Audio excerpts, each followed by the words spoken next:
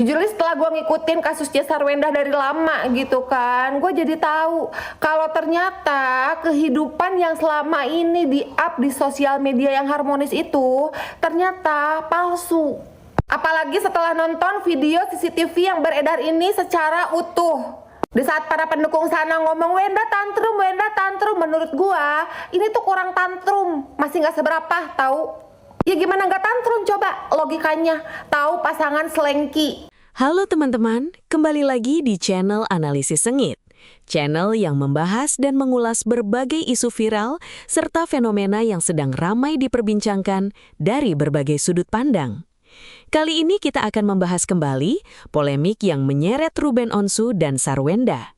Setelah berbagai pernyataan bermunculan, kini publik kembali dihebohkan dengan beredarnya rekaman CCTV, penjelasan dari kuasa hukum, hingga pengakuan Ruben mengenai sejumlah peristiwa yang menurutnya terjadi selama rumah tangga mereka. Di sisi lain, muncul pula tanggapan dari pihak yang memberikan perspektif berbeda terhadap kejadian tersebut. Lalu, apakah fakta-fakta yang beredar benar-benar mengubah cara publik memandang kasus ini? Atau justru masih banyak pertanyaan yang belum terjawab? Tonton videonya hingga usai, karena saya akan memberikan komentar cukup panjang di bagian akhir video. Yuk kita tonton videonya. Abis itu dimaafin, abis itu gitu lagi.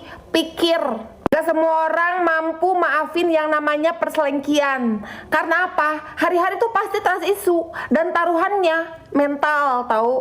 Jadi kalau ada yang bilang gue kalau dikasih 200 JT gue mau diam aja, digimana-gimanain juga, ya lu aja, dungu. Nah, atau konteksnya yang tidak jelas. Artinya Densu bertanyanya tidak jelas. Menurut saya sangat jelas dan clear ya. Nah, tapi jawabannya kemana-mana gitu ya, tidak to the point gitu loh. Dia mungkin berusaha untuk diplomasi tapi salah gitu ya. Bener gak sih guys? Coba kalian bener gak guys? Nah, coba kita diskusi di sini supaya clear dan saya tidak dihujat gitu loh. Dihujatnya hati-hati saya mah sebenarnya. Kasihan sama kalian. Kalau saya mah biasa, sudah biasa. Lebih dari kalian aja saya sudah menghadapi, yaitu di rumah sakit jiwa ya.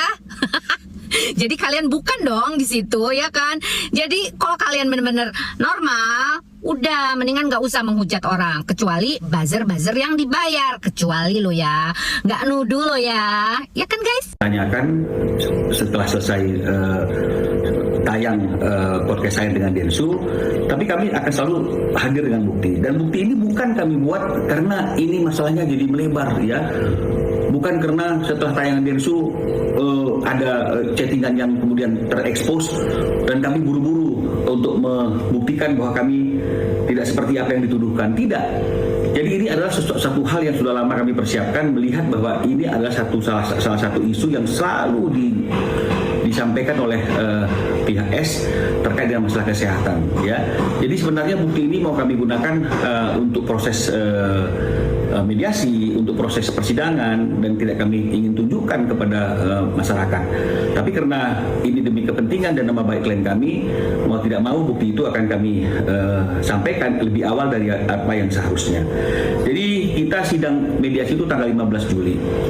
Ya, dari diskusi-diskusi kami dengan klien kami itu, maka atas inisiatif dan etikat baik dari klien kami, dan juga tentu atas masukan dari kami sebagai kuasa hukum, maka pada tanggal 25 Juli ya, tanggal 25 Juli Ruben sudah melakukan tes kesehatan, meskipun Ruben sebenarnya merasa kenapa saya harus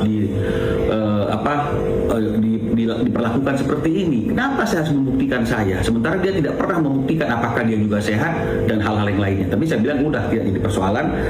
Jadi ini adalah bukti ya, bukti surat keterangan ya dari lembaga yang cukup dapat dipercaya kredibilitasnya. Di sini ada nama pasiennya ya, bukan nama orang lain, tapi nama Ruben Samuel Onsu. Nah, adapun terkait dengan Undang-Undang Nomor 16 Tahun 2019 yang terkait dengan Undang-Undang Perkawinan ya, yang dimana Mbak Sarwenda pun juga menyatakan terkait dengan adanya pinjol, dia tidak mau ada keributan di dalam rumah tangga dia dan diketahui oleh anak. Yang ketiganya pun juga terkait dengan debt collector dan pembagian beberapa aset ya setelah perceraian itu sudah diakta notariskan. Nah, adapun yang ingin juga saya sampaikan di sini kepada saudara-saudaraku semuanya yang mendm sesuai dengan Undang-Undang 16 tahun 2019 itu, jadi tidak ada juga ya kewajiban seorang suami untuk menafkahi mantan istrinya. Nah, itu dulu yang poin pertama. Tidak ada di dalam Undang-Undang Perkawinan itu, baik itu yang Undang-Undang 74 pun juga yang lama dan juga yang 2019 ini. Nah, kan tetapi ada di dalam pasal 34-nya, yaitu yang dimana terkait dengan pasal 34 itu kewajiban suami menafkahi istri selama masa perkawinan ya. Nah, adapun di pasal 38 itu menyarankan terkait dengan ya nafkah yang diberikan itu nafkah ke anak, nafkah idah dan nafkah terkait dengan mut'ah ya. Yang itu yang kewajiban mantan suami. Nah, adapun mungkin Mbak Sarwenda terlalu enak, terlalu senang selama ini hidupnya. Jadi tinggal minta sama Bang Ruben itu langsung diselesaikan, dikirim, dibayar dan lain sebagainya. Jadi memang Mbak Sarwenda selalu menikmati lah kenikmatan keadaan itu semuanya selama masih sama Bang Ruben Onsu. Nah, adapun Mbak Sarwenda menyatakan rumah itu rumah dari orang tuanya dan rumah dari Mbak Sarwenda. Di sini kan masyarakat Indonesia melihat Mbak Sarwenda yang dimana dari zaman almarhum Olga dulu sama Bang Ruben Onsu ini perjuangannya sama nih mereka berdua nih ya, dari sama-sama hidup ngontrak sampai dengan berjuang untuk bertahan di ibu kota. Stop Pak, jangan menantang lagi Pak. Dari kemarin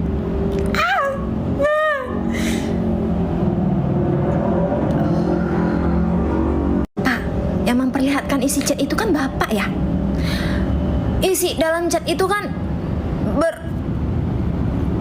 bermaksud berkomunikasi ya antara mantan suami dan mantan istri, dimana hal ini memang harus dijaga demi keamanan anak-anak.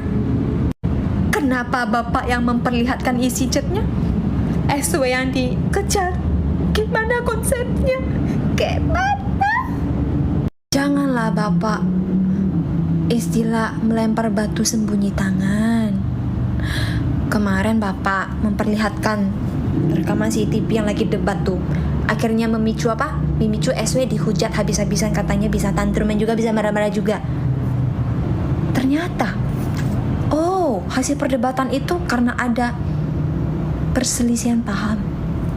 Kok aku dengar rekaman CCTV itu ada sebutan perselingkuhan ya Pak ya? Mohon maaf nih Pak. Kalian yang penasaran nih ya, daripada sibuk ngehujat SW soal ketantruman dia, mending langsung ke postingan SW sekarang juga.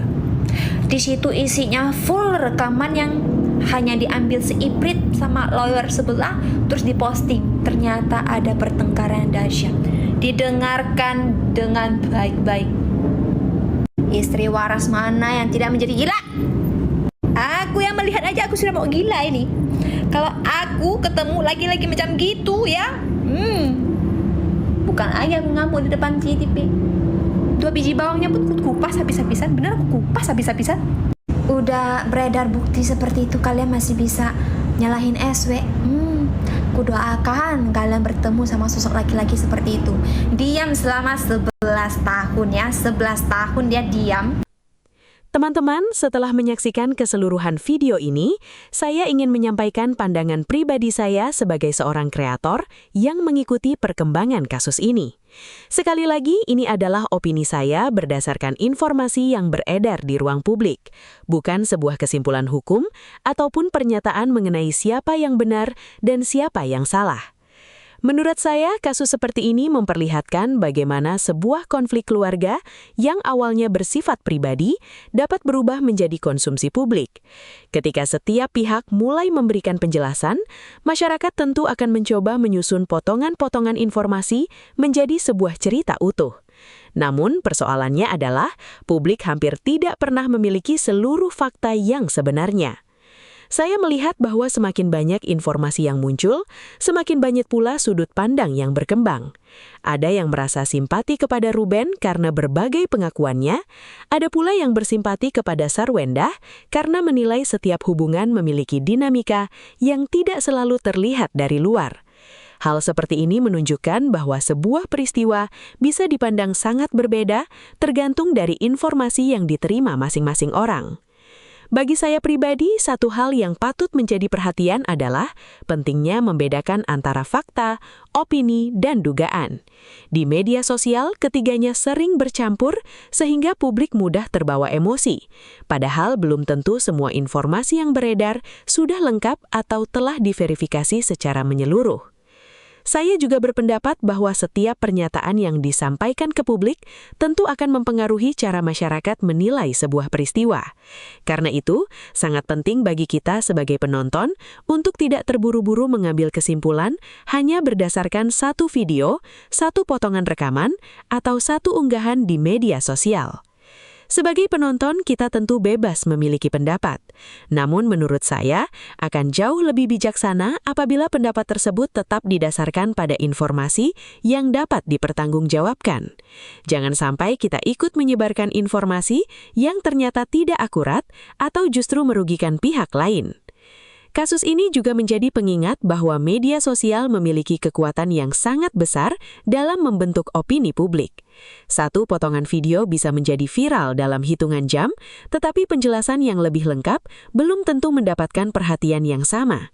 Karena itu, saya selalu mengajak teman-teman untuk melihat persoalan secara lebih utuh sebelum menentukan sikap. Apapun perkembangan berikutnya, saya berharap semua pihak yang terlibat dapat menyelesaikan persoalan mereka melalui jalur yang tepat dan mengutamakan kepentingan keluarga, terutama anak-anak apabila memang ada pihak yang terdampak oleh konflik ini. Di channel Analisis Sengit, saya akan terus mengikuti perkembangan kasus-kasus viral seperti ini dengan berusaha membahasnya secara kritis berdasarkan informasi yang tersedia di ruang publik. Tujuan kita bukan untuk menghakimi siapapun, melainkan mencoba memahami setiap perkembangan secara lebih menyeluruh. Bagaimana menurut teman-teman? Apakah ada informasi dalam video ini yang menurut kalian paling menarik untuk didiskusikan? Silahkan tuliskan pendapat kalian di kolom komentar dengan tetap menjaga etika berdiskusi dan saling menghormati perbedaan pendapat.